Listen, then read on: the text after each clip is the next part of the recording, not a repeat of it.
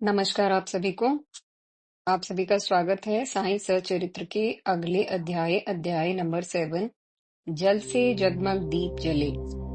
साईं प्राय नीम गांव के बाला साहेब डेंगले के घर भी जाया करते थे। बाला साहेब पर बाबा का विशेष अनुग्रह था। संभवतः बाला साहेब की सात्विक वृत्ति या उनके पूर्व जन्म के संचित पुण्यों का ही यह प्रभाव रहा होगा।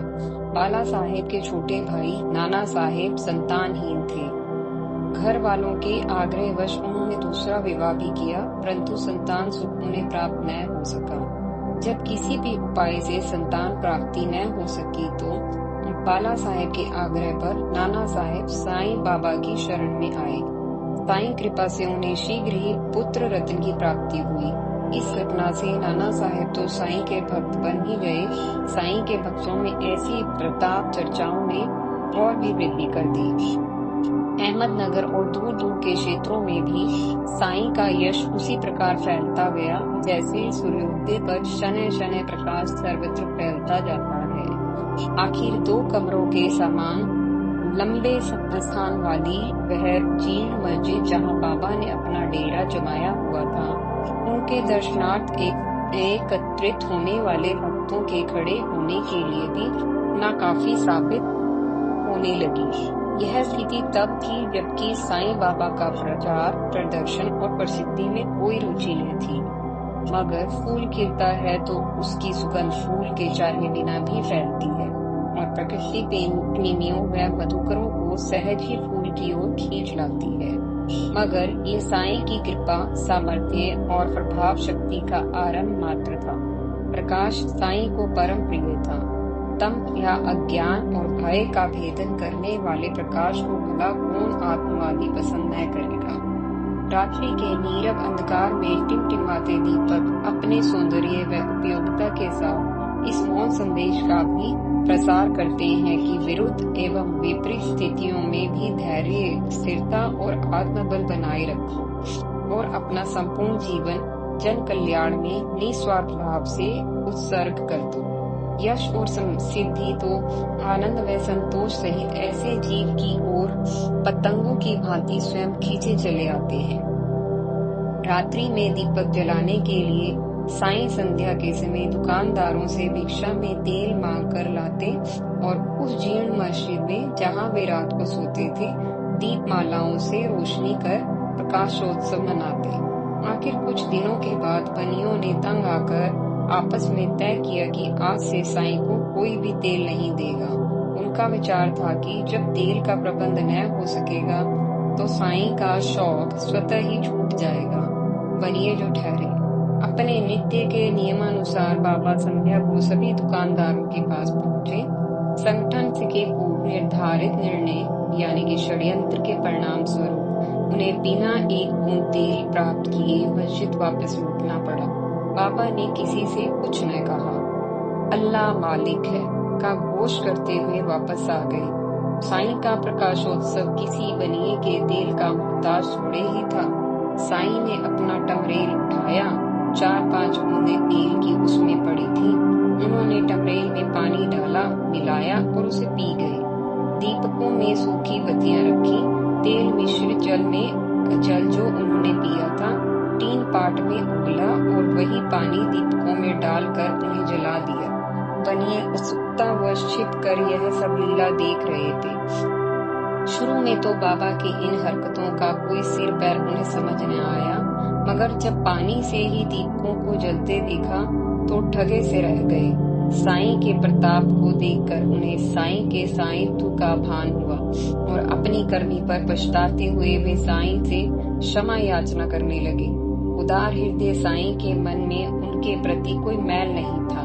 मुस्कुराकर उन्होंने उसी क्षण अल्लाह मालिक है के उद्घोष के साथ उनके सिरों पर कृपा हस्त रखकर उन्हें अभय प्रदान किया। जल से भरे दीपक रात भर जगमगाते रहे।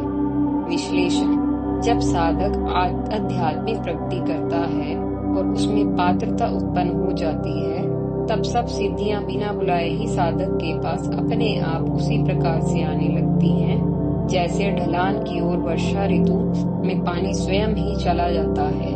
ईश्वर की कृपा तो सभी के लिए है, पर कोई उतनी ही प्राप्त कर पाता है जितनी के वो योग्य होता है। सागर में तो अथाह जल है, आपके पास लोटा है तो लोटा भर पानी ला सकते हैं, बाल्टी है तो बाल्टी भर, पात्रता के अनुसार ही प्राप्ति होती है। साईं सरीखे तपस्वी इतनी पात्रता उत्पन्न कर चुके होते हैं कि सिद्धियां उनके कदमों में लौटती हैं, पर वे निर्विकार और आत्मसंतुष्ट रहते हैं, क्योंकि चाहिए उसे होता है जिसके पास अभाव होता है। जो पूर्ण है वह तृप्त होता है, और पूर्णता ही पूर्णता को उत्पन्न कर सकती है।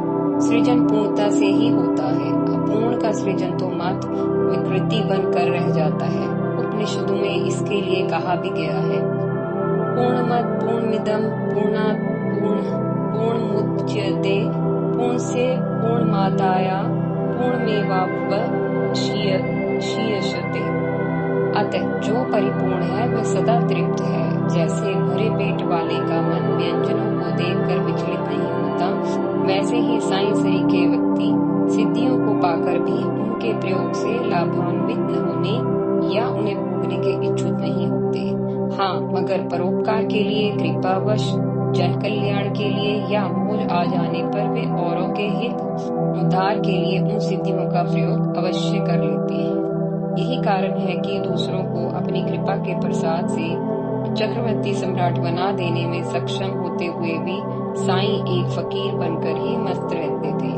जल से दीपक जला देने में समर्थ होते हुए भी दीपकों को जलाने के लिए तेल भिक्षा से लाया करते थे। खुद से खुदा हो जाने के बाद भी बेखुद रहते थे, और बनियों ने उनका प्रताप देखकर क्षमा इसलिए नहीं मांगी थी कि साईं में जो ईश्वरीय अभिव्यक्ति थी उसे वे मात्र व्यक्ति समझने की भूल कर बैठे थे, बल्कि इसलिए कि वे साईं की शक्ति और चमत्कार से भयभीत हो गए थे। अपनी औसत बुद्धि के अनुसार उन्हें यह भय हुआ कि ऐसे समर्थ व्यक्ति की उन्होंने मूर्खतावश उपेक्षा कर दी है, अब कहीं उन्हें साईं के भोग का भाजन न बनना पड़े। मगर साईं मान अपमान की स्थिति से कहीं ऊपर थे। उनका मूल्यांकन साधारण बनियों के बस की बात कहाँ थी। उन्हें तो संत गंगागीर और संत आनंदनाथ जैसी नजर ही पहचान सकती थी। किसी शायर की कही ये रुबाई मालूम होता है साईं सरीखे अब्दुल की शान में ही कही गई होगी। सारी दुनिया से कटा होता हूँ, आप अपने से जुदा होता हूँ, मुझसे मिलना तो हो तन्हाई में मिल, मैं अकेले में खुदा होता हूँ। इसी के साथ इस अध्याय को यही समापन करते हैं। आप सभी का हमसे जुड़ने के लिए बहुत बहुत धन्यवाद। अगले अध्याय नंबर 8 में फिर मिलेंगे। तब तक के लिए धन्यवाद।